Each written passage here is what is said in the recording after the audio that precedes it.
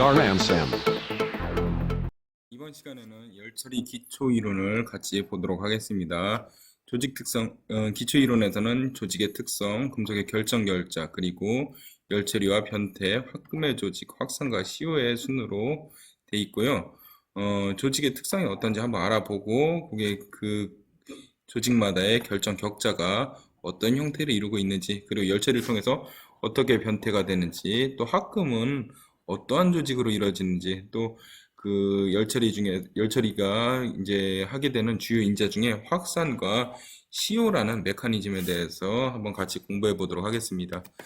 우선 학습 목표는 다음과 같습니다. 강의 변태에 따른 열처리 특성에 대해서 설명할 수 있어야 되고, 우리가 학습한 뒤에는 강의 변태에 따른 열처리 특성에 대해서 여러분들이 유창하게 설명할 수 있어야 돼요.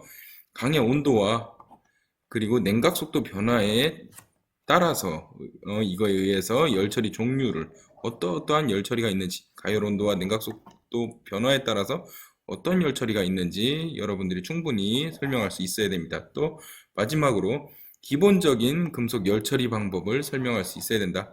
뭐 이제 좀 고차원적인 거는 나중에 다른 더 심화적인 챕터에서 하겠지만, 여기서는 기본적인 뭐 4대 열처리 정도는 여러분들이 설명할 수 있을 정도로 학습을 하도록 하겠습니다. 자, 기초 이론에 대해서 보도록 하겠습니다. 열처리란 금속 또는 합금에 요구되는 경도, 내마모, 내충격, 가공, 그리고 자성 등의 성능을 부여하기 위한 목적으로 가열과 냉각 조작을 조합시키는 것입니다. 그래서 금속 또는 합금의 재결정, 원자의 확산, 상변태를 일어난 거죠. 그렇기 때문에 즉 상변태가 없는 금속은 열처리가 굉장히 어렵고, 그리고 고온 하에서 원자의 확산을 이용해서 내가 원하는 재질을 구현해내는 게 열처리 기술이라고 할 수 있습니다. 자, 조직의 특성 한번 보도록 할게요. 여기 이제 이 그래프를 보면은 항복 강도입니다. 이제 공업적으로 제일 많이 쓰이는 강도, 의미가 있는 강도는 항복 강도라 할 수 있어요. 뭐 이제 그 SS 커브, 스트레스, 스트레인 커브를 보면은 이런 식으로 이제 이루어지죠. 예, 그 여기 제일 높은 점을 이제 좀 왜곡됐는데, 여기 제일 높은 점을 일반적으로 UTS라고 합니다. UTS, 얼티메이트 텐자일 스트렝스라고 해서 최대 인장 강도를 나타내고, 요 점이 이제 항복점을 잃는, 이제 항복이란 게 서렌더잖아. 서렌더, 포기했다. 뭐에 대해서 포기하냐? 탄성에 대해서 포기하는 겁니다. 탄성. 그래서 이 부분 이상은 이제 소성의 영역이라고 할 수 있어요. 소성. 자, 탄성에 대해서 포기해서 소성이 이루어지는데, 공업적으로는 이제 탄성을 잃은 재료는 더 이상 의미가 없습니다. 뭐 어떤 재료든지 탄성 영역 안에서 사용을 했기 때문에 가장 공업적으로 기준의 척도가 되는 게 항복 강도라고 할 수가 있어요. 그래서 여기서 보자면 냉각 속도에 따라서, 냉각 속도가 빨라짐에 따라 항복 강도가 점점 어떻게 되죠? 증가하는 경향을 확인할 수가 있죠. 여기 냉각 속도가 단위를 잘 보면 도시퍼세크예요. 그러니까 1초에 10의 마이너스 2니까 0.02죠. 0.01, 10의 마이너스 2승이니까 10의 마이너스 1승은 0.1, 1초에 0.01도. 그러니까 굉장히 느리게 냉각된 거고, 여기는 몇 도죠? 1초에 둘, 셋, 넷, 그쵸? 1초에 만도씨가 굉장히 빠르게 냉각된 거죠. 예? 이렇게 빠르게 냉각됐을 때는 이제 항복 강도가 증가하는 경향을 확인할 수가 있습니다. 자, 냉각 속도에 따라 강도가 증가되는 이유는 중요한 거죠. 내부 조직의 변화 때문이고, 그 내부 조직의 변화는 어떻게 아냐? 현미경 조직 검사로 알 수 있다라는 게 이제 열처리 조직의 특성을 설명해주고 있습니다. 가열 방법 한번 보도록 할게요. 가열 방법은 이제 변태점 이상으로 가열하는 기본 열처리, 기본 열처리 4대 열처리가 있다고 했죠. 4대 열처리는 풀림, 불림, 담금질, 뜨임이 있습니다. 뜨임이 있는데, 이제 그 현장에서는 요즘 영어를 많이 쓰죠. 예, 주로 영어로 이제 이루어집니다. 풀림은 어닐링, 불림은 노멀라이징, 담금질은 퀸칭, 뜨임은 템퍼링이 되겠습니다. 그래서 일반적으로 캔칭과 템퍼링을 같이 해줘서 QT 열처리라고 하죠. 자, 여기서 변태점 이상으로 가열하는 건 풀림, 불림, 당금질이 변태점 이상으로 가열하는 열처리가 되겠습니다. 변태점 이하로 가열하는 열처리는 하나입니다. 하나. 뜨임. 템퍼링이 변태점 이하로 가열하는 열처리가 되겠습니다. 다음으로 냉각 방법 한번 보도록 할게요. 냉각에는 이제 임계구역이라는 것과 위험구역이라는 게 있어요. 네? 온도의 범위로 보자면 이제 CCT 커브 이 노즈에서 노즈 정도의 온도가 임계구역 범위 정도라고 합니다. 550도씨. 그리고 MS, MF, 마르텐사이트 변태가 일어나는 이 MS, MF가 뭐죠? 위험구역이죠. 한 250도씨 정도의 구역을 위험구역이라고 합니다. 이게 어떤 의미를 가지냐? 그 CCT 커버를 보면 여기가 이제 PS죠. 폴라이트 스타트. 여기는 PF, 폴라이트 피니시. 폴라이트가 변태하기 시작하는 시작점과 끝점이고, 요 아래쪽은 이제 베이나이트 구조, BS, BF, BF 구역이고, 요 사이가 이제 BS, BF가 있는 거예요. 그리고 요 아래가 이제 MS, MF에서 마르텐사이트 변태인데, 여기 세로축이 시간이고, 가로축이 시간이고, 세로축이 온도입니다. 온도. 자, 냉각 이런 식으로 되는 건데, PS, PF를 지나면은 이제 당연히 폴라이트가 되고, 요 사이를 들어가면은 일부는 폴라이트, 일부는 베이나이트가 되죠. 그리고 빠르게 냉각돼서 이런 식으로 냉각이 되면은 여기는 100% 마르텐사이트가 됩니다. 즉 임계구역이라는 거의 의미는 내가 100% 마르텐사이트를 냉각시켜서 만들어낼 수 있는 그 속도가 이제 임계 냉각 속도라고 해요. 임계. 즉 550 안에서 이 강제의 냉각 방법에 따른 강제의 성질이 결정이 난다는 건데, 여기가 이제 여기서 빠르게 하냐에 따라서 마르텐사이트가 되기도 하고, 한 중간 정도로 하냐에 따라서 폴라이트와 베이나이트의 혼합상이 되기도 하고, 느리게 하냐에 따라서 폴라이트가 되기도 합니다. 그래서 내 열처리 후에 성질을 결정해주는 구역에서 임계 구역이라고 하고, 위험 구역은 MSMF가 지나가는 요 구역을 위험 구역이라고 해요. 왜 위험하냐? 당금질 취성 때문에, 취성. 당금질 취성이나 당금질 깨짐, 매짐, 당금질 변형 이런 것들 때문인데, 당금질 취성이 왜 생기냐? 뭐 거의 뭐 질량 효과라고 할 수가 있죠. 재료가 크기가 이렇게 있으면은 이 크기가 당금질 이런 이제 최적이 있는데, 이 최적이 당금질함에 따라서 겉과 속의 냉각 속도가 다르게 됩니다. 겉과 속의 냉각 속도. 겉은 빨리 되겠죠. 상대적으로 안은 느리게 되고, 그렇기 때문에 이 사이에서 이 응력이 발생하게 되고, 이게 심하게 되면은 어떨 때는 이제 파괴가 되기도 하죠. 파손이 되기도 하죠. 그래서 당금질 취성이 생기기 때문에 이 구역에서 당금질 균열이 생기기 때문에 이 구역에서 세심한 주의를 해줘야 되죠. 온도 컨트롤 해주고, 뭐 이걸 방지하기 위한 방법이 프로세스가 여러 가지가 있는데, 이건 이제 뒤에서 보도록 하겠습니다. 굉장히 주조 응력이랑 비슷하죠. 주조도 마찬가지로 이만한 이제 큰 용융 쇳물을, 용융 금속을 이제 고체화시킬 때 이 안과 밖이 이제 응고가 되는 게 틀려요. 그렇기 때문에 안에서는 상대적으로 천천히 응고가 되는데 밖에서는 빨리 응고가 되죠. 뭐 체적 차이가 생기기 때문에 변태에 따른 체적 차이 때문에 이 사이에 주조 응력이 생깁니다. 그래서 주조한 제품은 반드시 분림을 하는 경향이 있죠. 노멀라이징을. 다음으로 냉각 방법 한번 이어서 볼게요. 당금질 균열을 방지하기 위해서는 바로 나오네요. 임계구역의 냉각 속도를 빨리 하여, 임계구역에서는 냉각 속도를 빨리 해서 내가 원하는 단단한 강종을 만들어주고, 위험구역에서는 상대적으로 안과 속에, 겉과 속에 냉각 속도가 다르게 되면 당금질 응력에 의해서 당금질 균열이 발생하니까 상대적으로 천천히 변태를 시켜서 이제 뭐를 방지한다고요? 당금질 균열을 방지한다라는 거. 그래서 당금질 분림, 풀림, 뜨임의 방법을 이렇게 단계를 줘서, 임계구역에선 내가 목적에 맞게 당금질일 땐 빨리, 노멀라이징일 땐 보통, 어닐링일 땐 천천히 해줘서 내가 열처리 후에 원하는 강종의 그런 이제 그 성질을 구현을 하고, 그 다음에 이제 임계구역에선 전부 다 천천히 해줘가지고 당금질 균열을 피할 수 있는 그런 프로세스를 이제 냉각 방법에서 컨트롤할 수 있습니다. 냉각 방법에는 이제 세 가지가 있습니다. 세 가지가. 연속 냉각, 2단 냉각, 항온 냉각이 있는데, 연속 냉각에는 보통, 일반적으로 보통 불림, 보통 불림, 보통 담금질, 그리고 2단 냉각에는 2단 불림, 2단 불림, 시간 담금질에서 쓰입니다. 그리고 항온 냉각은 냉각을 하다가 일정 온도에서 내가 필요에 따라서 유지시켜 주는 거예요. 그런 이제 공법을 쓰는 게 항온 불림, 항온 뜨임, 오스템퍼, 마템퍼, 마켄칭, 오스포밍, MS 퀸칭이라고 하는 특수 열 처리에서 주로 쓰이고 있습니다. 자, 냉각 방법 3개에 대해서 같이 보도록 할게요. 냉각 방법. 일단 연속 냉각은 CC라고 하죠. CC, Continuous Cooling. 그래서 그 연속 냉각에 따른 변태를 이제 도표로 나온 게 CCT 커브죠. CCT.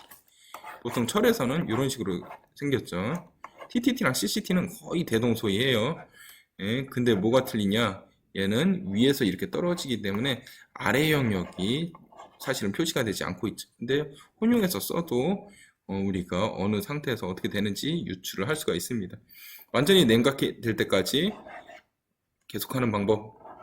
그러니까 냉각 속도가 변하지 않는 방법. 담금질의 경우 이제 빠르게 그냥 냉각을 하고, 공냉은 이 중간 사이, 풀림은 선행. 이 냉각 속도의 변화가 있어요, 없어요? 그쵸, 없죠. 이게 바로 연속 냉각의 방법이라고 할 수 있고요. 다음으로 2단 냉각 보도록 하겠습니다. 2단 냉각 해주는 이유는 아까 그거랑 똑같죠. 이제 임계가 있고 위험 구역이 있으니까 이 각각의 구역에서 내가 필요한 그런 냉각 속도를 갖게 해주기 위해서 2단 냉각을 합니다. 그러니까 순냉 후 윤냉을 하든지 공냉으로 냉각 속도를 순냉한 다음에 윤냉이나 공냉으로 냉각 속도를 변화시키는 게 2단 냉각이라고 할 수가 있습니다. 자, 인상담금질 같은 경우에 임계구역에서 급냉을 하고 위험구역 들어가면 그때부터 공냉을 통해서 위험구역에서 냉각에 의한 담금질 균열을 방지를 하는 거죠. 다음으로 이제 노멀라이징의 경우 임계구역에서 공냉을 통해서 조직을 정상화시키고, 그리고 위험구역에서는 이제 어느 정도 선행을 취해주는 게, 반대로 이제 어닐링에서는 논행을 합니다. 논행. 굉장히, 그러니까 논해에서 하는 선행을 통해서 조직을 연화시키고, 그리고 그 위험구역에서는 그냥 어느 정도 냉각 속도를 공기 중에 꺼내서 상대적으로 얘는 올라가는 거죠. 냉각 속도가. 그렇게 해서 위험구역에 그 균열 염려가 상대적으로 없기 때문에 공정 시간을 줄일 수가 있는 거죠. 그렇게 해서 풀림은 공정을 진행합니다. 2단 냉각. 그래서 AR 다시점과 AR 다시점이 기준인데, 얘가 이제 임계 냉각 속도의 그 온도라고 할 수 있고, 얘는 위험구역의 임계구역의 온도라고 할 수가 있고, 얘는 위험구역의 시작점이라고 볼 수가 있어요. 이제 대략적으로 철강제로에서는 이게 550도C 정도 하고, 위험구역의 온도는 대략적으로 250도C 정도. 이게 MS 온도랑 똑같죠. 얘는 노조 온도랑 똑같고요. 비슷하고요. 다음으로 항온 냉각 보도록 하겠습니다. 항온 냉각은 특수 열처리에서 많이 쓰인다고 했죠. IC라고 하고, 이제 아이소 서머리라고 하는데, 아이소가 이제 이제 항온이죠. 이제 그 아이소 서머리 등온이라고 할도 할 수 있고, 뭔가 유지되는 걸 이제 아이소라는 접두사를 붙이는데, 온도가 일정한 아이소 서멀 쿨링이 이제 항온 냉각이라고 할 수가 있습니다. 항온 냉각이란 일정한 속도로 유지된 염력을 냉각제를 사용하여, 염력의 냉각제, 염력. 그러니까 영어로 하면은 솔트 베스입니다. 솔트 베스. 얘를 이제 그 사전에서 찾아보면 솔트 베스라고 하는데, 이제 그 달궈진 소금 같은 그러한 이제 화학제예요. 그런 냉각제에 이제 온도를 맞춰놓고 유지시켜서 재료 내부와 외부의 온도 차이를 없앤 후 냉각하는 방법이 이제 항온 냉각입니다. 결론적으로 얘를 하는 이유는 아까 말했다시피 이제 담금질 균열의 방지예요. 결론적인 거의 대부분 열처리가 그렇습니다. 담금질 균열을 방지하기 위해서 이러한 이제 처리들을 하죠. 그래서 풀림에서는 높은 온도에서 항온시켜가지고 항온 풀림이나 오스 어닐링을 해주고, 그리고 요 사이 AR 다시와 AR 다시 사이에서 담금질 에서 항원 담금질과 오스템퍼 베이나이트 담금질을 해주고요. 또 MS랑 MF 사이에서 항원 담금질과 마템퍼린 같은 조작을 해서 내부 외부 온도를 균일하게 한 다음에 내가 원하는 열처리 조작을 해주는 방법으로서 내부와 외부가 전체적으로 열처리가 될 수 있게 해주는 게 항원 냉각의 방법이라고 할 수 있습니다. 자, 다음으로 금속의 결정격자에 대해서 보도록 하겠습니다. 이제 금속의 조직을 보게 되면 사람의 세포랑 굉장히 유사해요. 이렇게 세포질로 셀로 되어 있습니다. 셀로. 그래서 금속 조직 하나하나를 얘를 이제 결정립이라고 합니다. 결정립. 근데 얘의 경계들 있죠. 이런 경계들. 얘를 경절 입계라고 하죠. 입계.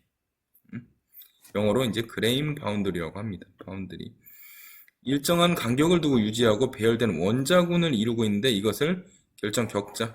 얘네가 결정립이라는 거는 이제 결정 격자가 이제 어떤 애들은 이렇게 서 있고 어떤 애들은 뭐 이렇게 서 있고 이런 군을 이루고 있어요. 군을. 이 방향으로 서 있고 얘네들은 또 이 방향으로 서 있고. 그럼 언젠가는 얘가 만나겠죠. 그럼 여기서 이렇게 모인 애들이 이렇게 한 집단을 이루고 여기서 이쪽 방향으로 서 있는 애들이 한 집단을 이루죠. 이 서 있는 같은 방향으로 서 있는 얘네들을 결정 격자라고 하는 거예요. 그래서 얘네가 서 있는 방향을 격자 방향이라고 하고 얘네가 서 있는 간격을 뭐 격자 상수라고 표현을 하죠. 근데 얘네가 모이면 이제 결정립이 되는 거예요. 결정립. 그리고 얘네 다른 방향이라 서 있는 얘네가 만나는 이 계면을 결정립계라고 하는 거예요. 얘가 중요한 의의를 가져요. 기계적 성질이나 나중에 미세 조직에 의한 그런 이제 거동을 봤을 때 중요한 변수가 됩니다. 그렇기 때문에 결정 격자와 결정립계 이 개념을 확실히 잡고 이제 다음 학습으로 진행해야 되겠습니다. 자, 결정 격자를 보도록 할게요. 결정 격자에는 대표적으로 세 가지가 있습니다. 면심, 면에 이제 각각 2분의 1의 큐빅과 모서리마다 있는 면심 FCC죠. 채심 BCC, 조밀육방 HCP의 대표적으로 세 가지의 이제 결정 격자 종류가 있습니다. 면심 입방 격자는 원자가 각 꼭지점과 면의 중심에 있다. 그래서 꼭지점마다 8분의 1씩 8 꼭지가 있고요.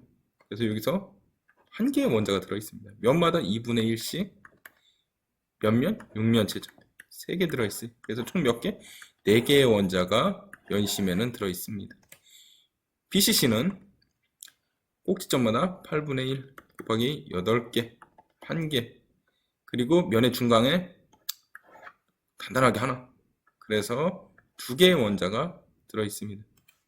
HCP는 단위셀을 요걸 기본 단위로 봐요. 요걸 기본 단위로 봅니다. 이렇게 기본 단위를 이렇게 봐서 3개의 기본 단위가 있죠. 그래서 BCC랑 똑같아요. 8분의 1씩 있고 중심에 1개가 있죠. 그래서 2개의 원자가 HCP에는 기본 이제 격자의 격자 내 원자 개수라고 할 수가 있고요. 충진율은 FCC 같은 경우 꽉꽉 눌러져 있어요. 이 공간에 대한 이 원자의 비율이 74%입니다. BCC는 좀 덜 들어가 있어요. 공간이 많이 비어 있어요. 그래서 64%. HCP는 꽉꽉 눌려져 있습니다. 그래서 74%. 여기서 74%를 최밀 충진구조라고 해요. 최밀. 64를 얘는 그냥 이제 좀 덜 충진된 구조죠. 그래서 얘를 봤을 때 면심 입방 격자는 알미늄, 구리, 니켈, 망간 비교적 연성과 전성이 좋은 게 뭐다? 그쵸? FCC 면심이라고 할 수가 있고요. 그리고 채심 입방 격자는 방금 여기서 설명한 것 같이 저렇게 이제 조성되어 있는 게 구조를 이루고 있는 게 채심 입방 격자라고 할 수가 있고, 철, 몰리브덴, 크롬, 바나듐과 같이 연성과 전성이 안 좋은, 하지만 기계적 강도나 경도 이런 건 높은 그런 재료가 대부분 BCC를 이루고 있습니다. HCP는 코발트, 카디움, 마그네슘이 있으며 얘네가 뭐 결정격자 구조에 따라서 이제 다 기계적 성질이 틀린데 HCP는 좀 가공성이 안 좋고 좀 특징이 잘 깨지고 브리틀하고 이런 성질이 있죠. 자, 왜 그러냐 하는 거는 나중에 이제 강도학에서 좀 보면 알 수가 있는데 대략적으로 설명하자면 좀 그래요. 이제 FCC 같은 경우에는 최밀충진이죠. 그래서 원자들이 빽빽하게 있습니다. 요 사이사이에 이렇게 막 위치를 하고 있어요. 근데 BCC는 최밀충진 아니죠. 좀 떨어진 충진이죠. 그래서 원자들이 이렇게 좀 사이사이에 껴져 배열되어 있습니다. 근데 소성 가공이나 변형은 결국 내가 원자의 이 본딩을 깨고 슬립을 시켜야 되는데 FCC는 원자가 꽉꽉꽉 붙어 있다 보니까 이 턱을 넘어가기가 상대적으로 쉬워요. 그래서 소성 변형이 유리합니다. 소성이 유리합니다. 슬립이 잘 일어나고. 근데 BCC는 이 턱을 넘어가게 사이사이에 원자가 껴있고 그 윗줄 원자들이 껴있기 때문에 이 턱을 이렇게 하기가 이제 어려워요. 그래서 소성이 어렵다. 즉 강도가 세다는 거예요. BCC는 강도가 세고 FCC는 좀 덕타일하다, 연성이 좀 있다 라는 거를 강도적으로 이제 원자 구조 때문에 좀 이런 측면이 있고요. HCB는 좀 근데 선생님 예전에 마그네슘을 연구했을 때 보면은 HCB가 좀 안 좋습니다. 이게 가공성도 안 좋고 뭐 이제 화학적 성질도 좀 불안해요. 특히 마그네슘 같은 경우에는 뭐 반응성이 굉장히 세죠. 그렇기 때문에 상용 금속으로서의 뭐 이런 실용 금속의 기계적 성질의 가치는 그렇게 많지 않은데 장점이 딱 하나 있죠. 실용 금속으로 제일 가볍다라는 점을 이제 부각시켜서 기계적 성질을 어떻게 향상시켜서 써볼까 해서 많은 연구를 진행하고 있습니다. 만약에 마그네슘으로 뭘 만들게 되면은 뭐 기계적 성질을 좀 올려서 만들게 되면은 굉장히 좋은 재료가 될 수 있을 것 같아요. 굉장히 가볍기 때문에. 자, 열처리 마저 보도록 할게요. 모든 물질은 온도가 높아짐에 따라서 고체에서 액체, 액체에서 기체로 변화되는데 대부분의 금속 원소를 볼 수 있는 상태의 변화이다. 이 상태 변화는 고체에서 액체, 액체에서 기체, 이 변화는 금속에서도 볼 수가 있다. 같은 성분의 금속이라도 고체 상태에서 하나 이상의 고체 상태의 결정 구조를 가지게 되는데 이러한 결정 구조는 뭐와 뭐에 따라 변한다? 그렇죠. 온도와 압력에 따라서 변한다. 하나 이상의 고체 상태의 결정 구조를 가진다. 이게 무슨 말이면 철을 예를 들게 철. 상온에서는 여러분들 재료 일반 거의 다 배웠으니까 한번 보도록 할게요. 상온에서는 대부분 철이 알파철이죠. 알파철. 좀 고온에 간다. 감마철. 초고온이다. 델타철. 이렇게 되죠. 그래서 알파에서 델타 변한 감마 변하는 게 910도 정도 하죠. 그리고 감마에서 델타 되는 게 1400도 정도 합니다. 얘를 무슨 변태? A3 동소 변태. 얘를 A4 변태라고 하죠. 옛날에 배웠던 내용 잘 기억해 보세요. 그래서 여기서 이때 알파 F의 조직은 그쵸, 페라이트죠. 감마는 오스테나이트, 델타는 다시 페라이트. 결정 구조는 그쵸, BCC 또 FCC. 페라이트는 델타 페라이트는 다시 BCC가 되죠. 자, 이렇게 같은 고체라도 같은 성분이라도 온도에 따라서 다른 결정 구조를 가지게 된다. 철뿐만 아니라 다른 원소에도 이러한 이제 변태가 있고 이러한 변태를 잘 활용해서 하는 게 우리 열처리 기술이라고 할 수 있습니다. 자, 금속의 변태 한번 보도록 할게요. 옛날에 배운 내용인데 다시 또 나왔네요. 재료 일반 때 배운 내용인데 정리하는 차원에서 보도록 하겠습니다. 동소 변태. 동소 변태 방금 전에 설명했었죠. 여기에서. 자, 요 내용입니다. 요 내용. 철로 예를 들면 이 내용인데 간단히 보고 지나갈게요. 외적 조건에 의해 변화하는 변태를 동소 변태라고 하는데 이제 격자 변태라고도 하고 변태가 일어나는 온도를 변태점이라고 합니다. 그래서 이 변태점은 불변점이죠. 불변점. 왜 불변점이냐? 뭐 깁스의 상률을 봤을 때 F는 C-P 플러스 1이죠. 불변점. 그렇기 때문에 대부분 성분 원소가 몇 개죠? 두 개죠, 두 개. 두 개 합금이니까 상은 세 개의 상을 갖고 있죠. 3중점. 그리고 여기서 이 1을 이렇게 계산을 해주면은 없어지고 해서 얘가 0이 되고 이 0은 불변점이라는 걸 의미하죠. 그래서 변태점은 불변점이라는 것을 알 수가 있고요. 철은 상온에서 채심 입방 격자이나 아까 말했죠. 910도 이상에서는 면심으로 변한다. 채심, 채심이니까 채심 입방 격자 BCC이나 910도 이상에서는 면심이 된다. FCC가 된다. 즉 알파 F2에서 무슨 F2로 된다? 감마 F2로 된다. 이게 페라이트에서 오스테나이트가 된다. 이 변태가 무슨 변태? A3 변태 910도. 자, 그리고 1400도에선 다시 채심이 된다. 다시 채심이 되는 요거는 델타 F이죠. 얘가 페라이트.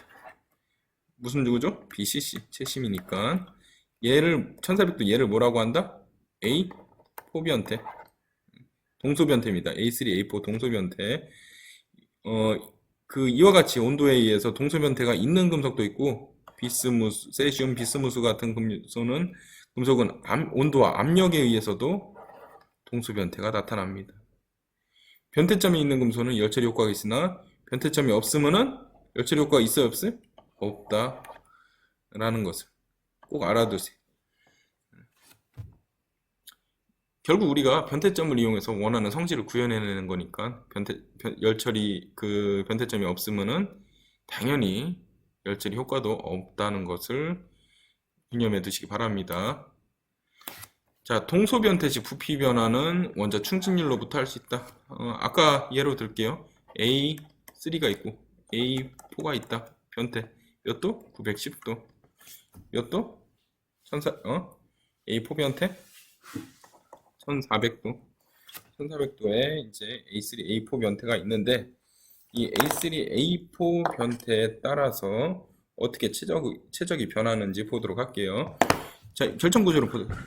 요때는 알파 F2, 감마 F2, 고온감은 델타 F2.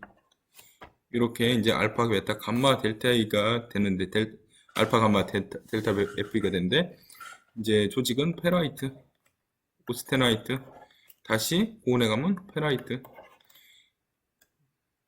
그리고 결정 구조는 BCC, FCC, BCC 이렇게 되죠. 충진율 한번 보세요. BCC는 68, FCC는 74, BCC는 68. 즉 74는 이게 꽉꽉 눌려져 있다는 거예요. 최밀 충진 구조고 얘는 덜 눌려져 있고 그래서 여기서 이렇게 이동할 때는 최적이 증가. 다시 또 이렇게 갈 때는 감소. 그럼 냉각을 하게 돼서 이렇게 반대로 가면은 증가. 또 이렇게 반대로 가면 감소. 자, 그렇기 때문에 동소변대식 최적 부피의 변화는 충진율로부터 이렇게 알 수가 있습니다. 자, 변태에 대해서 정리를 했는데요. 순철을 상온에서부터 가열하면 열 팽창 개수가 부피에 의해서 팽창하다가 910도에서 910도 방금 말했던 요점이죠, 요점. 요점에서 알파에서 감마로 되면서 부피가 그쵸 74%짜리가 되려니까 꽉꽉 눌려지는 FCC가 되면서 수축을 하고 그리고 가열하면서 열팽창에 의한 부피 팽창을 일으키다가 또 1539에 되면 BCC인 델타로 변하면서 더 커지죠. 가열하면서 열팽창을 하다가 더 커진다. 부피 팽창을 일으킨다. 반대로 1539 이상의 온도로부터 냉각시키면 위가정이 역으로 나타난다. 그러니까 우리가 충진율만 알고 요 관계만 이 순서만 알면은 우리가 쉽게 이것들을 유출할 수가 있습니다. 1390도의 급격한 수축 및 910도에선 급격한 팽창을 나타낸다.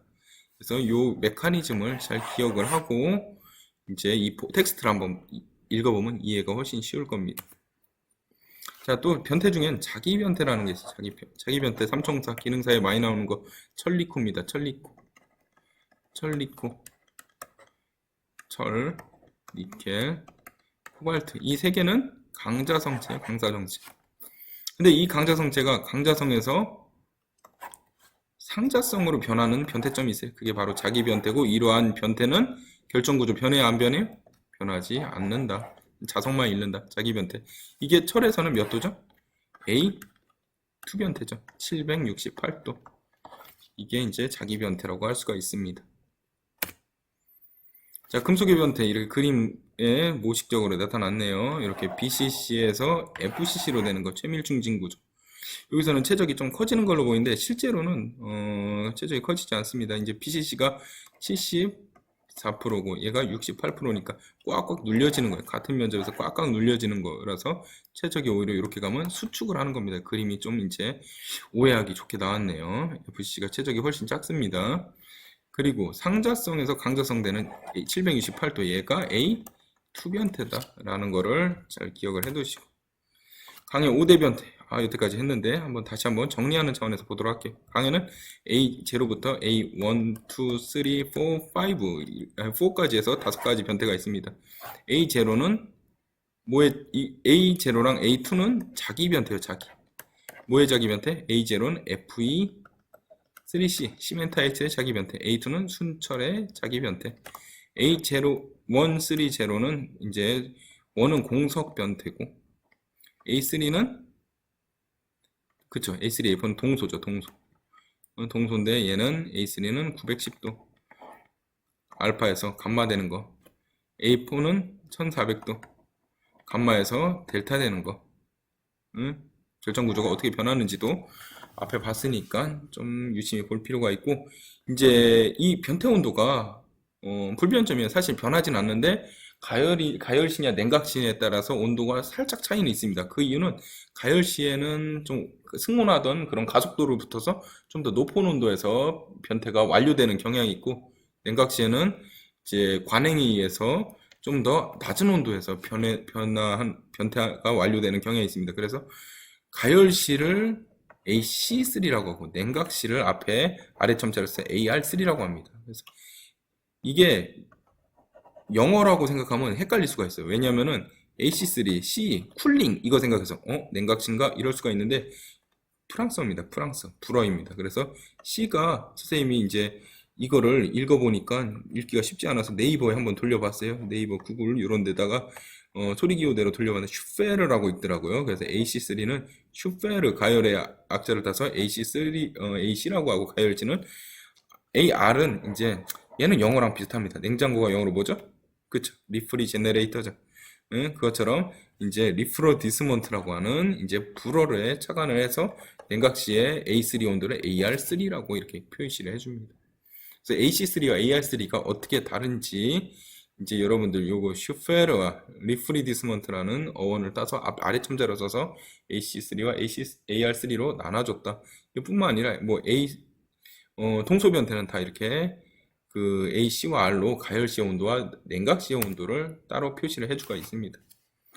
자, A2 변태는 아까 말했다시피 순철이 자성을 잇는 이제 자기 변태. A0는 시멘타이트가 자성을 잇는 시멘타이트의 자기 변태라는 것을 알 수가 있고, 강의 5대 변태, 여기 아공석일 때, 과공석일 때 어떻게 변태하는지 한번 보도록 할게요.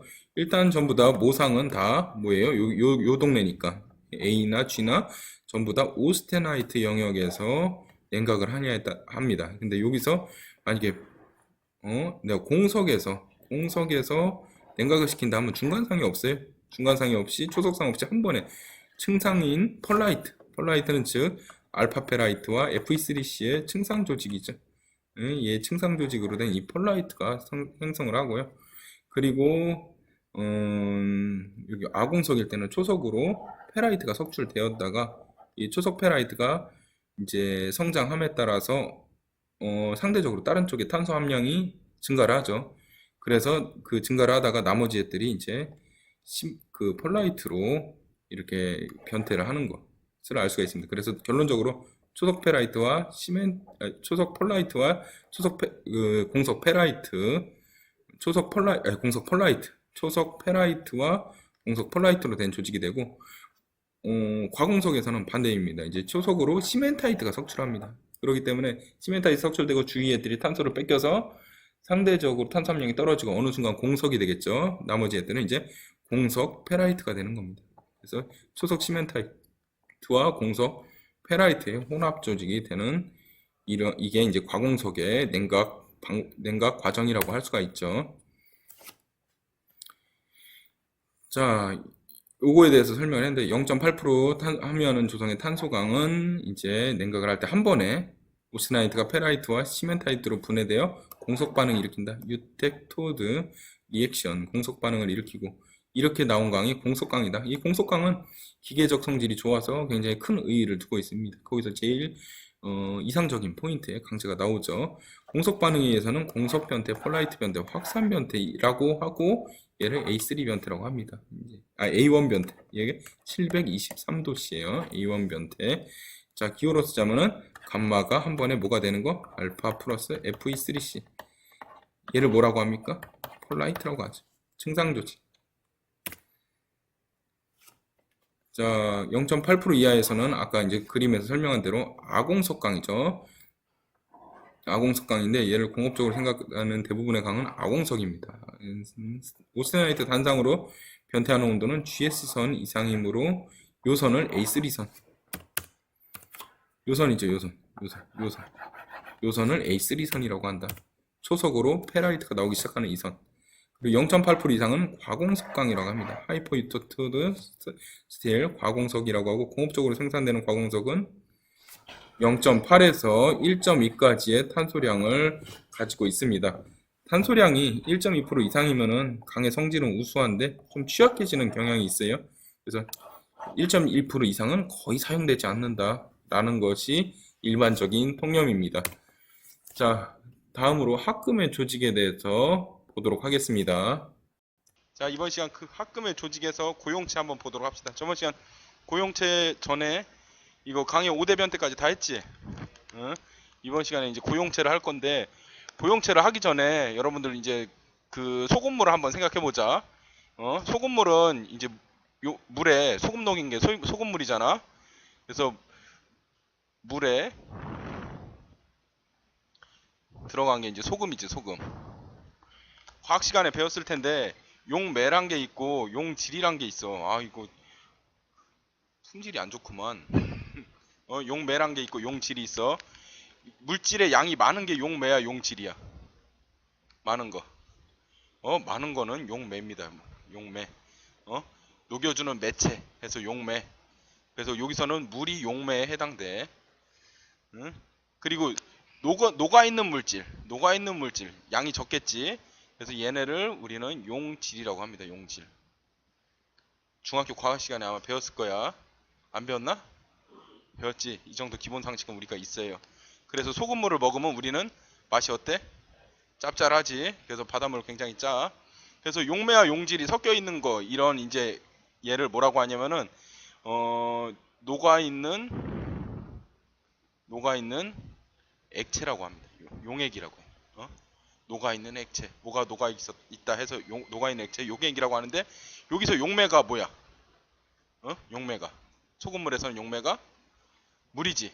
그러니까 물 한자로 하면 물. 초등학교 나와서 물이 물수라는 거 알 수 있지. 그래서 수용액이라고 합니다. 수용. 근데 우리가 배울 거는 오늘 고용체야. 그럼 고용체는 뭐겠어? 녹아있는 체가 뭐야? 여기서는 액은 액체잖아. 얘는 녹아있는 물체, 고체. 그래서 용체야. 근데 뭐가 녹아있어? 고체가 녹아있는 물체. 일반적으로 합금 같은 게 대표적으로 거의 다 고용체라고 할 수가 있지. 그래서 정의를 보면은 두 개 이상의 원소로 된 단상 고체에서 하나의 성분 원소가 다른 원소에 고용된 것, 고용됐다. 고체에 녹아있다. 뭐 이건데, 이거를 헷갈리면 안 돼. 고용됐다. 고용. 이게 말이 맞는지 모르겠지만 경영학에서도 고용이란 말을 많이 쓰지. 영어로 하면 뭐야? 하이어. 맞나? 하이어. 얘를 고용하다. 하이어. 근데 그거 의미랑은 좀 틀려. 우리 공학에서는 고체가 녹아 있는 걸 고용이라고 해. 그래서 고체가 녹아 있는 물체, 얘가 바로 고용체라고 할 수 있고, 영어로는 솔리드 솔루션이야. 솔리드 솔루션.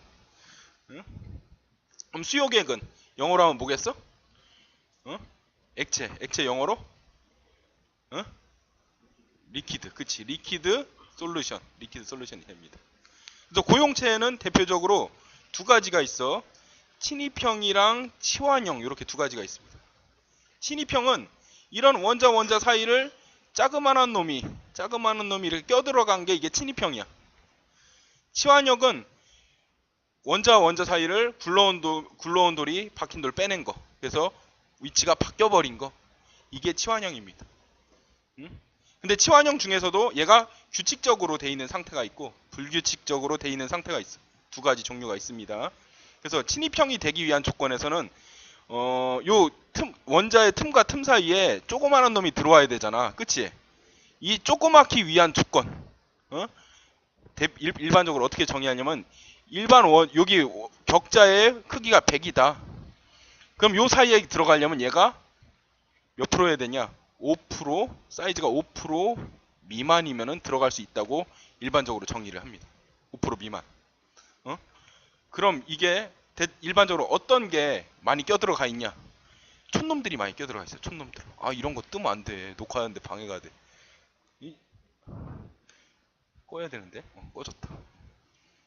이거 다 편집되니까 신경 쓸 거 없어. 자, 친입형 촌놈들이 많이 들어간다고 했지. 그래서 촌놈들 CHON 촌이지 촌. 어?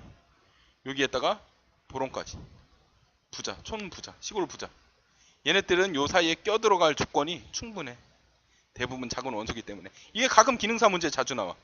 다음 중 친입형 고용체를 이룰 수 있는 원소가 아닌 것은 해서 CHON 하고 나머지 아닌 거 뭐 이상한 거 큰 거 하나 넣어놓지. 뭐 탄소라 아니 탄소 되는구나. 큰 거 뭐 아르곤이나 말도 안 되는 거.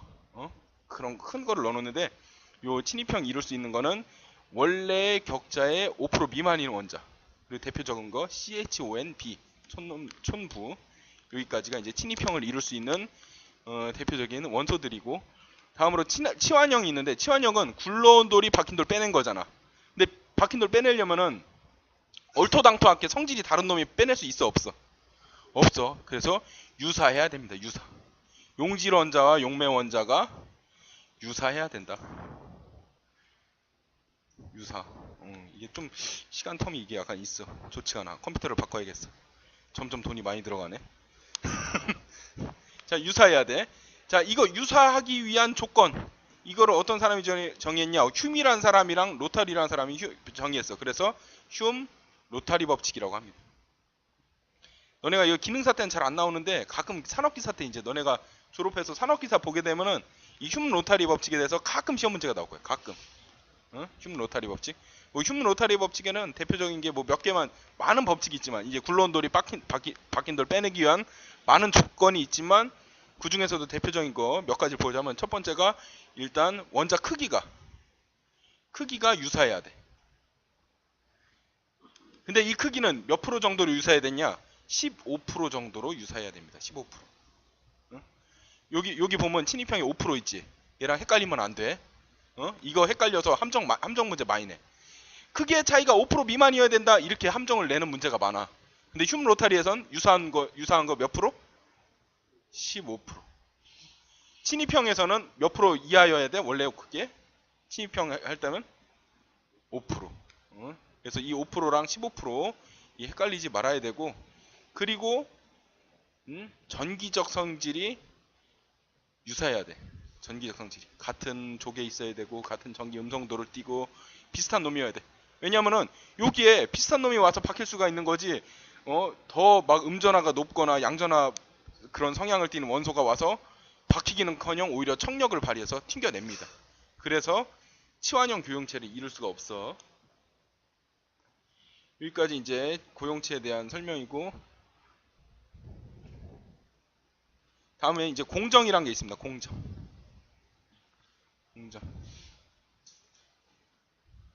끊고 갈까? 자, 공정부터 보도록 하겠습니다. 공정. 야, 공정이란 거는 상태도에서 보면 이렇게 나오지. 뭐 여러분들 많이 했을 거야. 이제 2학년 때 금속재료랑 뭐 이런 시간에 상태도 수십 번 그려봤을 거야. 수십 번. 이상한데? 다시 그릴까? 끊고 다시 합시다. 자, 공정을 알기 위해서는 이제 상태도를 좀 알 필요가 있습니다. 상태도 쉽게 하는 법. 11회계 한자라고 생각하면 돼. 하나, 둘, 셋, 넷, 다섯. 물고기 거리 그려지고 등지름이 하나 나오고 하나 더 나오고 다 일곱, 여덟, 아홉, 열하나, 열둘, 열셋 이렇게 나가지 상태도. 좀 찌그러지긴 했지만 상태도가 이런 식으로 생겼습니다.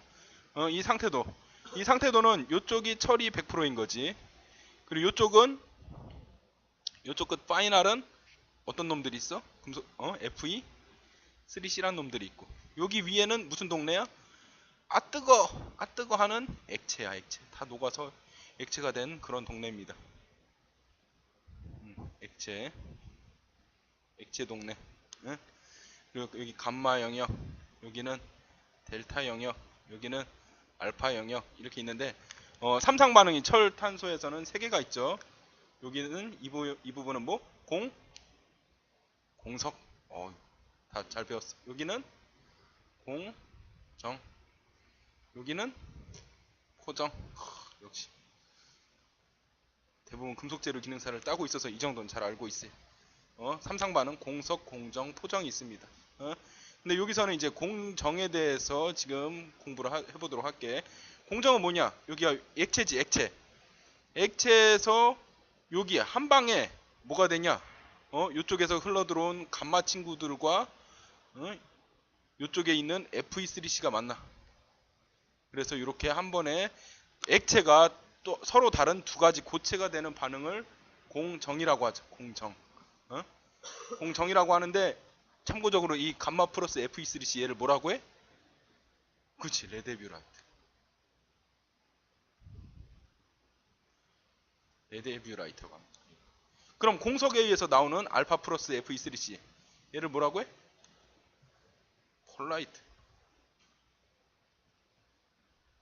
폴라이트라고 합니다. 자, 철의 변태 보면은 앞에 장에서 배웠던 것 중에서 A0, A1, A2, A3, A4에 대해서 배웠죠. 예? A0랑 A2는 둘 다 자기 변태죠, 자기. 둘 다 자기 변태. 얘는 뭐의 자기 변태? Fe3C, 그치, 시멘타이트. Fe3C, 시멘타이트의 자기 변태. A2는 철 중에서도 순철의 자기 변태. A1은 공석 변태. A3는 동소 변태. A4는 동소 변태. A3를 지나면서 알파에서 감마가 되고, A4를 지나면서 감마에서 뭐가 돼요? 델타가 되죠. 다 잘 알고 있어. 하도 많이 해서. 응? 선생님이 근데 여러분들 나이에 제일 궁금했던 게, 야, 변태가 이렇게 5개나 있는데 왜 얘 우리 중요한 공정, 얘 엄청 중요하다면서 없는 거야? 왜 없는 거야? 하고 항상 의문을 가졌어. 그래서 나는 A5라고 해놓고 공정을 항상 써놨었어. 근데 이게 틀린 거야. 왜 틀리냐? A0, 1, 2, 3, 4는 강의 5대 변태야. 강의. 응? 근데 이 공정은 말이야, 몇 프로에서 일어나? 철에서는? 그치, 4.3. 4.3이면 우리가 강을 넘었지. 이미 강을 넘었어. 니마 그 강을 건너지 마오. 이런 개들이 이런 거 안 좋은데. 하여튼 4.3을 넘었어. 그럼 4.3은 우리는 2.0 이상을 뭐라고 해? 강이 아니라 주철이라고 하지, 주철. 그래서 4.3을 기준으로 요 이상을 무슨 주철? 과공정 주철. 요 이하를 아공정 주철. 자, 이 정도 우리 철에 관한 기본 상식으로 공정에 대한 개념을 잡고 한번 텍스트를 보도록 할게. 응고된 후에는 서로 용해되지 않고 성분 금속이 각각 결정이 돼서 분리되며 혼합물로 공존하는데 얘가 뭐다? 공정이다. 그러니까 쉽게 말해서 액체가 두 개의 다른 고체가 됐다. 굳어서 그냥 하나의 고체가 아니라 서로 다른 고체로 한 방에 변신이 됐다. 얘가 공정이라고 하고, 유식한 말로 영어로 유테틱 스트럭처라고. 유테틱이 공정이야. 스트럭처는 조직이고, 공정 조직. 그래서 이 공정 조직은 특별한 조성과 특별한 온도에서만 일어납니다. 그래서 이때 일어나는 조성을 공정 조성이라고 하고, 이때 일어나는 온도를 공정 온도라고 하지. 뭐 여러분들 잘 알고 있는 철로 예를 들면은, 철의 공정 조성 아까 몇 프로라고? 4.3%. 넘어가면 안 돼. 매끄럽지 않아 아직. 공정 온도 몇 도? 1030도? 좀 더 쓰지. 보통 1130이라고 나와 있는 책도 있고 1180이라고 나와 있는 책도 있어. 알겠지? 그래서 특정한 조성과 특정한 온도를 지닌다. 불변 반응이다 라는 거 잘 염두에 두고, 다음으로 금속관 화합물 보도록 합시다. 금속관 화합물, 영어로 인터메탈릭 컴파운드. 선생님 옛날에 금속관 화합물을 잠깐 연구한 적이 있는데, 그때 당시에 금속관 화합물이 논문에서 보니까 미국 애들이 이렇게 많이 쓰더라고. IMC, 인터메탈릭 컴파운드에서 IMC라고 전문 서적에선 가끔 표현이 돼 있어. 그래서 선생님이 이 표현을 딱 미국 서적에서 보고선 유식한 척 하려고 어디 학회 같은 데 나가면 이거 IMC네요 하면 박사님들이 못 알아보고 근데 하여튼 이건 약어야, 약어. 미국 애들은 약어 많이 쓰지. 약자 IMC. 하여튼 금속환화물 IMC라고 하고 인터메탈릭 컴파운드인데, 얘는 어떤 형태냐, 우리가 대표적으로 잘 알고 있는 금속환화물 철에 뭐 있죠? 그렇지, Fe3C가 있지.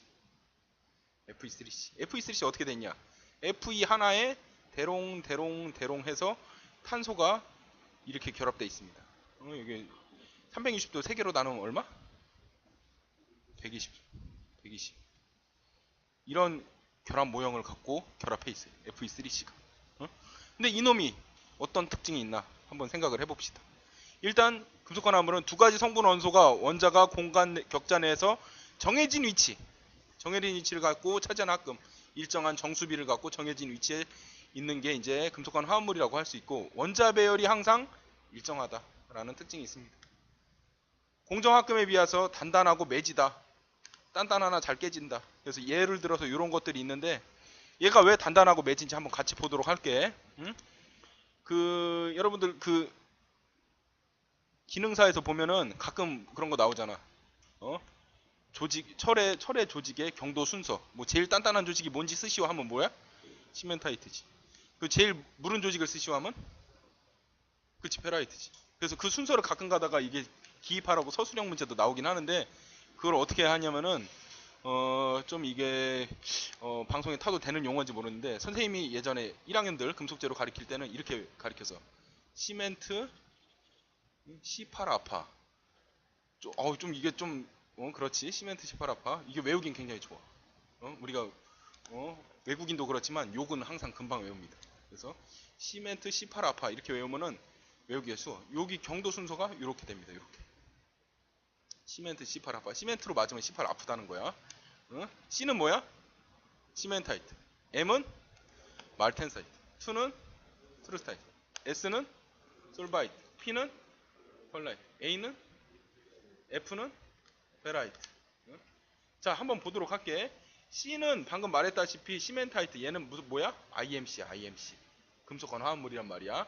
MTS는 어떻게 했을 때 나오는 거야? 열 처리했을 때 나오는 거야. PAF는 기본 조직이야, 기본 조직. 자, 열 처리했을 때 찬물에 막 급하게 냉각시켜. 마르텐사이트가 됩니다. 따뜻한 기름에 트루스타이트. 일반 기름, 솔바이트. 아니지. 맞지. 트루스타이트, 일반 기름, 솔바이트, 따뜻한 기름. 만드는 방법이 두 가지야. MTS를 만드는 방법은 한 번에 퀼칭을 조절해 가지고 순행을 하냐, 윤행을 하냐, 온윤행을 하냐, 이렇게 하는 방법이 있고, 또 퀼칭 템퍼링을 해서 일단 순행을 다 해줘. 그런 다음에 고온 뜨임을 하냐, 아니지, 얘는 그냥 템퍼링만, 캔칭만 한 거지. 캔칭만 해서 그렇게 한 거고, 요거는 이제 저온 뜨임을 하냐, 고온 뜨임을 하냐, 뭐 이런 식으로 해서 만들어주는 방법이 있습니다. 근데 일반적으로 캔칭만 한 게 좋겠어? 캔칭 템퍼링만 한 게 좋겠어? 둘 다 해주는 게 강도도 좋고 인성도 좋아. 그래서 열처리 회사들한테 실제로 권장하는 방법은 캔칭 템퍼링 방법이야. 근데 제조 과정에서 더 싼 거, 제조 단가가 더 싼 건 캔칭만 하는 게 싸겠어? 캔칭 템퍼링 하는 게 싸겠어? 캔칭만 하는 게 싸지. 공정이 하나 줄잖아. 그래서 옛날에 나쁜 열처리 회사들은 이걸로 사기를 많이 쳤어. 캔칭만 하고 팔아먹은 거야. 왜냐면은 주문 받는 업체들이 열처리 해주세요 하고 열처리 됐습니까 하고 검사를 해야 되잖아. 그 검사를 뭐만 하냐? 경도만 찍어봤기 때문이야. 그럼 얘가 인성이 있는지 없는지는 알 수 있어, 없어? 없어. 그래서 경도만 척도로 하니까 이 열처리 회사들 나쁜 사장님들이 캔층만 해서 팔아먹었었는데, 그러다 보니까 걸렸어. 왜냐? 주문 받는 사람들이 이제 전자현미경을 보기 시작한 거야. 왜냐면은 야 이거 경도 제대로 나와서 열처리 제대로 됐는데 내가 자동차를 돌려보니까 얼마 안 가서 이게 끊어져. 파괴가 일어나. 왜 그러지 하고 원인을 조사하다 보니까 조직을 봤어. 조직 봤더니 이 새끼들 열처리 공장에서 퀸칭 템퍼링 안 하고 퀸칭만 했네 해가지고 딱 걸린 거지. 그래서 크레임 때리고 막 난리 나고 난리가 났었어. 그래서 지금은 대부분 열처리 회사들도 제대로 양심적으로 이제 퀸칭 템퍼링 하고 그 분석기기 갖다 놓고 나올 때마다 다 시편을 찍어 봅니다. 그래서 품질 관리를 해서 지금은 그래서 우수한 열처리 회사들만 살아남았지. 그때 크레임 맞았을 때 열처리 회사들 엄청 많이 힘들고 도산했다고 해. 왜냐면은 그 크레임이 어마어마하거든. 하여튼 MTS 뭐 이렇게 이제 열처리 조직, 열처리 방법에 따라서 마텐사이트, 트루스타이트, 솔바이트로 경도가 정해지고 PAF, 펄라이트는 이제 철의 기본 조직 중에서도 공정 조직이 공석 조직이지. 공석 조직인데 기본 조직 중에서는 제일 단단한 조직이야. 그리고 오스테나이트는 상온에 있어 없어? 탄소강에서는 상온에 있을 수가 없어. 근데 합금을 첨가하면 상온에서 있게도 할 수는 있어. 하지만 고온에서만 존재하는 비교적 말랑말랑한 고온 조직이고 페라이트는 순철 조직이야. 거의 순수한 철에 가까워. 그러기 때문에 경도가 낮습니다. 금속과 화합물은 이러한 이유 때문에 이제 이러한 이제 조직들을 제일 앞세워서 제일 앞에 경도를 위치하는데 이 이유는 뭐냐면 아까 철 예로 들었을 때 Fe, C, C, C 이런 식으로 결합하고 있다고 했지. 이런 결합 형태가 다른 놈들이랑 틀려. 다른 애들은 어떻게 결합해 있냐면 그냥 자유전자를 내포하고 있는 전자를 서로 공유해서 전자들이 나나나나나 하면서 막 열과 전기를 나르지. 빛도 반사시키고 그러한 금속 결합을 이루고 있는데 이 Fe3C라는 놈은 여기서 전자를 공유하는 무슨 결합? 공유 결합을 이루고 있습니다. 공유 결합. 공유 결합이랑 금속 결합의 본딩력, 결합도의 차이는 하늘과 땅 차이야. 그렇기 때문에 이제 금속과 화합물은 원자 간의 결합이 크고 그 큰 결합으로 인해서 굉장히 단단하고 단단하지만 잘 깨지는 매진 성질을 갖고 있어. 단단하고 매진 성질을 갖고 있습니다. 자, 그래서 봤을 때 대표적인 특징이 Fe3C를 봐봐. Fe 금속이야, 비금속이야? 금속이지. C는 비금속. Cu는 금속. S는 비금속. 금속, 비금속. 이런 식으로 금속과 비금속이나 아니면 금속-금속끼리 결합해 있는 게 금속간 화합물이고 또 다른 거 SiO2나 이런 것들을 봅시다. SiO2 봤을 때 Si는 뭐야? 비금속이지. O2는 비금속이지. 비금속과 비금속이 이렇게 결합되어 있는 이런 대충 이런 형태를 일반적으로 제일 많이 쓰는 게 세라믹입니다. 세라믹. 그래서 세라믹과 금속간 화합물은 굉장히 유사해. 하지만 금속간 화합물은 이제 금속이 이제 비금속 원소랑 일정한 정수비를 이루고 있고 단단하고 매진 성질을 갖습니다. 이 금속간 화합물이 그 소성 가공이나 여러 가지 철 가공에 있어서 굉장히 중요한 변수야. 때에 따라서는 필요해. 왜냐면 재료를 강하게 해줘야 되니까. 근데 때에 따라서는 얘가 방해물이야. 왜냐면 전도성과 강도 경도를 전도성과 취성을 생기게 하기 때문에. 그래서 그런 것들 사용 목적에 맞게 조절해서 금속간 화합물을 어떨 때는 잘 생성시켜야 되고 어떨 때는 억제시켜야 되고 이런 공정을 연구하는 게 이제 연구원들 주요 업무고 여러분들도 나중에 철강 제조함에 있어서 이 금속간 화합물을 잘 컨트롤할 수 있어야 됩니다. 자, 여기까지 보고 합금의 응고 상태와 상태도 관계는 다음 시간에 하도록 하겠습니다. 자, 합금의 조직부터 보도록 할게요. 합금의 조직. 합금의 응고와 상태도의 관계를 한번 같이 보도록 합시다. 상태도를 만들려면은 제일 기본적으로 하는 게 열 분석을 통해서 만들어요. 열 분석. 열 분석이란 건 뭐냐면은 어떤 재료가 있어. 이 재료를 그냥 열을 가하는 거예요. 열을 가해. 열을 가하면은 열을 가함에 따라서 온도가 올라가겠지. 이 재료에 대해서. 재료의 시간에 따라서 열을 가하니까 온도가 쭉 올라가. 근데 상태가 변하면은 이렇게 약간 이게 멈추거나 아니면은 올라가는 경도가 올라가는 각도가 틀리거나 하면서 이런 식으로 변화를 보입니다. 이러한 이제 상태가 변할 때 변곡점이 생겨. 변곡점이란 곡선에 변하는 점이 생긴단 말이야. 변곡점. 이게 왜 생기냐? 이게 왜 생기는지 상태 변화, 야, 상태 변화하는데 왜 열 가열할 때 온도의 가열 상승폭이 왜 달라집니까? 라고 묻자면은 상태 변화에 따른 그 열 방출이나 열 흡수가 있기 때문이야. 어? 대표적으로 예를 들면은 기체, 액체, 고체가 있지. 기체, 액체, 고체. 선생님 요 아래 동그라미는 델타 G값이야. 자유에너지. 어? 기체는 잘못됐다. 미안. 다시. 지워야겠어. 반대로 반대. 잘못했어. 어? 다시 합시다. 반대로 했어. 이거 너네 잘하네. 많이 수업을 이제 들어가지고. 자, 제일 안정적인 물체 뭐? 고체지 고체. 그 다음 좀 자유로운 거. 액체지 액체. 더 자유로운 거. 기체지 기체. 얘네 델타 G값, 자유에너지 값을 봤을 때 고체는 한정적이니까 자유에너지가 이만큼 있다고 치면은 액체는 얼마큼 있어? 요만큼 있겠지. 원래 더 많을 수도 있어. 기체는 어마어마하게 많겠지. 이 정도의 자유에너지가 있어. 그럼 고체에서 액체로 될 때, 이게 고체 에너지인데 요만큼의 자유에너지가 늘어나려면은 이만큼의 자유에너지를 받아야겠지. 무슨 에너지로 받아? 열을 받지, 열. 그래서 고체를 끓여주면은 가열해주면 액체가 되는 거야. 액체에서 기체가 될 때, 야, 액체의 자유에너지 이 정도인데 이만큼의 에너지를 더 받아야 돼. 그러면은 액체를 더 끓여주면은 기체가 되는 거지. 근데 반대로 기체에서 액체로 됐어. 자유에너지가 나갔지. 그럼 열이 어떻게 돼? 방출되지. 액체에서 고체로 될 땐 열이 방출되지. 그래서 이때의 반응을 발열, 흡열, 발열. 이렇게 액체에서 기체가 할 때는 발열. 기체에서 액체가 할 때는 흡열. 액체에서 고체가 할 때는 흡열 반응이 일어나. 발열, 흡열은 자발적으로 일어났을 때 발열되고 흡열된다는 얘기야. 알았지? 자, 그럼 이 관계를 두고 봤을 때 한번 봅시다. 이렇게 여기서 온도를 열 분석을 했어. 딱 시간에 따라서 올라감에 따라 이렇게 변화가 됐다는 거야. 그럼 여기서 보면은 요점이지, 요점.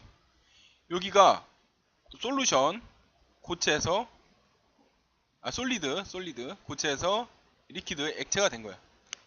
상태가 변함에 따라서 대폭적인 이런 변화가 있네.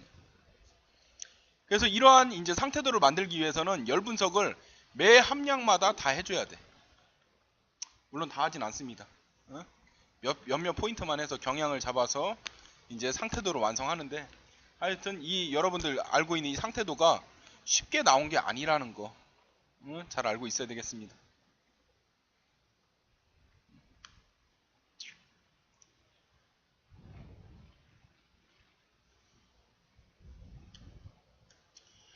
자, 여기서 한번 보도록 합시다. 여기 상태도가 있어. 상태도 이원계 전율 고용체 상태도야. 이원계 전율 고용체. 자, 여기 위에는 뜨거운 부분 액체라고 할 수 있고 아래는 고체라고 할 수가 있지. 요 중간은 액체와 고체의 혼합상이라고 할 수가 있습니다. 액체와 고체의 혼합상. 그러면은 100% 액체가 되는 요 라인은 무슨 선이라고 해? 액상선. 100% 고체가 되는 요 라인, 요거를 고상선이라 해. 고상선. 액상선과 고상선 정의를 알아두고 구분할 수 있어야 돼. 가끔가다 시험 문제 나와. 막 공정형 상태도, 저거는 쉽잖아. 근데 예를 들면 막 이런 공정형 상태도에서 여기서 고상선을 찾으시오 하면 어떻게 돼? 고상선. 고상선 100% 고체가 되는 요 라인이 이제 고상선이 되는 거지. 액상선을 찾으시오 하면 액상선 어떻게 돼? 100% 액체가 되는 요 라인이 이제 액상선이 되는 거지. 지금 요건 전율 고용체라 쉬운 거야. 그러면은 그거 한번 봐보자. 아까 우리 했던 거. 아까 우리 자주 했던 거. 철 카본. 상태도 아래는 대충 생략하고 이렇게 된다고 쳤을 때 이 상태도에서 액상선은 어딜까? 액상선 100% 액체가 되는데 응? 여기는 뭐야? 여기 델타 플러스 리퀴드잖아. 그치? 여기는 뭐야? 감마 플러스 리퀴드지. 여기는 Fe3C 플러스 리퀴드지. 응? 액체 인접 지역을 이렇게 확인해야 돼. 그러면은 100% 액체가 되는 액상선은 요 라인이 액상선이라고 할 수가 있지. 응? 근데 100% 고체가 되는 라인, 응? 여기지. 여기 요렇게지. 요렇게 여기서 요렇게 내려가지. 여기 액체가 있으니까 요렇게가 이제 고상선이 됩니다. 응? 나중에 이거 수행평가에 낼 수도 있어. 너네 어려운 상태도 하면은 액상선 고상선 구분하기 어려워. 응? 정의를 알고 적용을 하면은 어느 정도 풀 수 있습니다. 그래서 액상선과 고상선 사이에 이런 구역은 이제 액상과 고상이 공존하고 있는 그런 구역. 그리고 이런 성도를 전체적으로 우린 상태도라고 하지. 다른 말로 평형 상태도라고 해. 평형 상태도. 무슨 말이냐? 여기 딱 한 포인트를 찍어. 그럼 이 조성, 이 온도에서 얘는 이런 상태다. 평형이었을 때. 응? 요 포인트 찍어. 이 조성, 이 온도에서 얘는 이 상태다. 라는 거를 우리에게 알려주는 그런 지도와 같은 이제 역할을 하는 평형 상태도라고 할 수 있습니다. 학금에 나중에 여러분들이 뭐 이 온도에서 무슨 조직일까 알아보고 싶을 때는 상태도를 열람하면은 쉽게 알아볼 수가 있죠. 자, 다음으로 확산과 시효에 대해서 보도록 하겠습니다. 확산과 시효. 자, 지금부터 할 내용은 확산과 시효야. 확산과 시효. 확산은 여러분들 신체 활동으로도 많이 했지. 여러분들 많이 하는 거 뭐 있어? 기체 확산하지. 기체. 기체 확산 대표적인 게 뭐 있어? 방귀지. 방귀. 센스 있어. 금방 알았지. 방귀.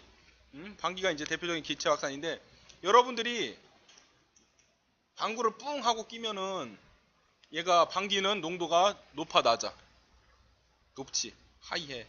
요 주위는 어때? 낮아. 그래서 뭉게뭉게 퍼져나가면서 결국은 평형을 이루지. 저 멀리 가면 이게 너무 평형돼서 결국 방귀 냄새가 안 나는 지경까지 이르지. 그래서 기체 확산. 그리고 액체 확산의 대표적인 건 뭐가 있어? 물에다가 잉크를 떨어뜨리면 잉크가 어떻게 됩니까? 퍼지지. 나중엔 이게 퍼진 잉크가 소량일 경우에는 없어지기도 하죠. 색이. 그런 게 이제 액체 확산이라고 할 수 있습니다. 근데 우리가 배우는 금속에서의 확산은 무슨 확산? 기체 확산이니까 액체 확산이니까. 금속은 기체야 액체야? 고체지. 그러니까 무슨 확산? 고체 확산입니다. 고체 확산. 그래서 우리가 배우는 금속에서의 확산은 고체 확산이다. 자, 근데 상식적으로 생각해봐. 고체는 아까 선생님이 방금 전에 자유에너지가 많댔어요? 작댔어요? 적다했잖아. 그러니까 고체끼리 두 개 붙여놔 봐야 얘 둘이 상호작용이 있어 없어? 상호작용이 없어. 그렇기 때문에 상호작용이 일어나게끔 자유에너지를 올려줘야 돼. 자유에너지 올려주려면 뭘 가해주면 돼? 그치, 열 에너지로 자유에너지를 올려주면 되지. 원자를 들뜬 상태를 만들어주면 되는 거야. 그렇게 해서 확산이 일어나는데 확산은 이제 요 그림에서 보게 되면 확산 전엔 대충 요런 상태야. A원자, B원자가 서로 뭐 움직이지 않는 안정한 이런 상태인데 두 개를 붙여주고 열을 가해주면은 서로 원자를 주거니 받거니 하면서 확산이 일어납니다. 그래서 확산의 종류는 대표적으로 세 가지가 있어. 단일 확산, 상호 확산, 자기 확산이 있습니다. 단일 확산은 여러분들 많이 보는 것 중에 이제 침탄과 질화 많이 얘기 들었지. 표면 처리하기 위해서 표면은 단단하고 안에는 인성을 주기 위해서 말랑하게 해주는 게 표면 처리지. 그래서 표면에 탄소를 침투시키면 뭐? 침탄이고 질소는 질화. 그리고 나머지는 선생님 예전에 이제 표면 처리법 할 때 칼로세라만 잘 기억하라고 했어. 칼로세라. 칼로는 뭐야? 칼로라이징. 알루미늄이야. 알루미늄. 칼륨이냐 칼슘이 아니야. 알루미늄이야. 세라는 세라다이징인데 뭘 침투시키는 거야? 아연이야. 아연. 이 칼로세라만 잘 알고 있으면 나머지는 다 이름이랑 똑같아. 왜냐? 크로마이징. 붕소, 보론 뭐야? 보로나이징. 실리콘 뭐야? 실리코나이징. 나머지 다 이름 따라가. 탄소, 카보나이징. 질소, 니트라다이징. 근데 칼로세라만 틀려. 그래서 그 두 개만 알면 표면 침투법 이름은 다 문제에 풀 수가 있어. 근데 칼로세라만 잘 알면 돼. 그래서 이렇게 표면 처리를 하는데 이 칼로세라 이렇게 표면 처리를 하는데 이때 해당하는 침탄, 질화 이런 놈들은 말이야. 금속에 있으면 표면에다 그 탄소나 질소를 이렇게 침투시키는 거잖아. 근데 얘네가 철 원소가 카본 쪽으로 가 안 가? 안 가지. 어? 질소도 마찬가지야. 질화를 시켰어. 질소에 철이 묻어 있어, 안 묻어 있어? 안 묻어 있어. 그냥 철에만 질소가 코팅되고 철이 코팅되고 하는 겁니다. 그렇기 때문에 얘는 일방적인 거야. 일방적인 짝사랑. 그렇기 때문에 얘는 뭐라고 해? 단일 확산. 단일 확산. 한쪽으로만 주는 거. 아가페적인 거. 주기만 해. 근데 비슷한 원자를 서로 같은 비슷한 결정격자나 비슷한 크기, 비슷한 성질이 있는 그런 것들을 서로 접해놓고 에너지를 가해주면은, 특히 예를 들어서 이제 금과 구리를 같이 접촉시켜서 가열하면은 금에는 구리가 침투하고 구리에는 금이 침투해. 서로 양쪽으로 침투가 됩니다. 이런 걸 무슨 확산? 상호 확산.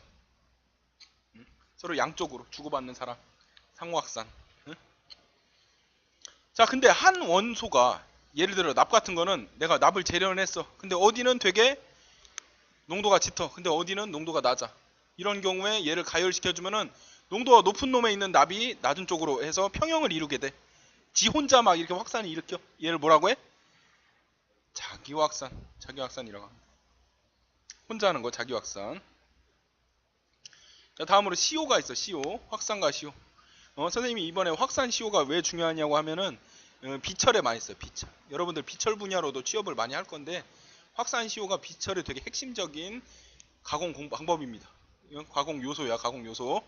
자, CO 처리란 거는 과포화 고용체에서 서로 다른 상이 석출해서 그 성질을 변화시키는 게 CO 처리라고 할 수 있어. 대표적으로 뭐 두랄루민이 있고 뭐 구리, 베릴륨, 합금이 많이 쓰인다고 하는데 이게 어떤 효과가 있냐면은 CO란 게 뭐냐면은 선생님 오늘 수업 초에 얘기했던 소금물 있지, 소금물이 있어요. 소금물이 이렇게 녹아 있는 건데 얘가 적당히 녹아 있으면 수용액이야. 근데 소금이 너무 많아. 소금이 내가 얘를 용해시킬 수 있는 용해도 한계를 벗어났다. 그럼 여기 어떻게 돼 있어? 소금이 녹아 있어? 어떻게 돼 있어? 안 녹아서 이렇게 깔아앉아 있지. 얘를 녹이고 싶어. 그럼 소금물을 어떻게 하면 돼? 응? 용해 도적을 올리기 위해서 가열하면 되지. 그치? 가열하면 소금물이 이게 덜 녹은 소금물이 다시 완벽한 소금물이 됩니다. 그럼 이렇게 된 있는 상태를 과포화라고 해. 과포화. 소금을 용해 한도를 넘어가서 더 용해시키는 걸 과포화라고 해. 온도를 올려서. 그럼 엄청 짠 소금물이 되는 거야. 근데 얘가 시간의 지남에 따라 온도가 떨어지면 어떻게 돼? 다시 소금이 나오지. 이걸 소금이 다시 나온다. 얘를 석출이라고 해, 정출이라고 해. 정출이야. 고체에서 나오면 석출, 액체에서 나오면 정출. 정출되는 거야. 근데 이제 이게 고체에서도 마찬가지야. 일반적으로 합금은 거의 다 금속은 다 결정질이지. 거의 웬만하면은 결정질 금속에서 이렇게 불순물이 이런 식으로 있어. 입계에 있습니다. 입계. 입계에 막 석출이 돼 있어. 근데 이놈을 갖다가 온도를 가열을 시켜. 가열을 시키면 얘네가 어떻게 돼? 소금물이 엄청 짠 소금물 된 것처럼 과포화돼서 요 안으로 들어가겠지. 그래서 얘를 뭐라고 해? 과포화된 이놈을 과포화 고용체라고 하지. 과포화 고용체. 그래서 과포화 고용을 시켜. 그런 다음에 얘를 시간의 지남에 따라서 다시 나오게 해. 아까 소금물에서 소금이 다시 나오는 걸 무슨 출이라고 했어? 정출. 그럼 여기서 과포화된 고용체에서 다시 나오는 거 얘를 뭐라고 해? 석출을 시키는 거야. 석출. 근데 이때 석출될 때는 소금물이랑은 틀린 게 예전에 내가 아니다 하고 석출이 어디 됐냐? 입 내에 석출을 합니다. 입 내. 입 개에 있으면 이놈들은 불순물이야. 취성 생기고 깨지게 하고 안 좋은 놈들이야. 근데 입 내에 있으면은 굉장히 강화제입니다. 성능을 좋게 하는 강도 경도에 이제 향상시키는 그런 물질이야. 그래서 여기서 과포화시키는 이 처리를 용체화 처리라고 해요. 용체화 처리. 용체화 처리라고 하고 여기서 석출시키는 이 처리를 CO 처리라고 해요. CO. 그래서 용체화 처리를 알미늄 가공에서는 T4 처리라고 해요. T4. CO는 T5라고 해. 그럼 과포화 CO 이거 두 개 다 해준 거를 뭐라고 해? T6라고 해. T6. 가끔가다 금속재료 기능사에 T6 처리에 대해서 설명하시오 이렇게 나와. 필답 시험 문제. 그럼 이거 쓰면 돼. 과포화 과포화 고용시켜 가지고 CO에 의해서 재료를 강화시키는 처리, T6 처리. 그래서 보면 여기 두랄루민이 많이 있다고 했지.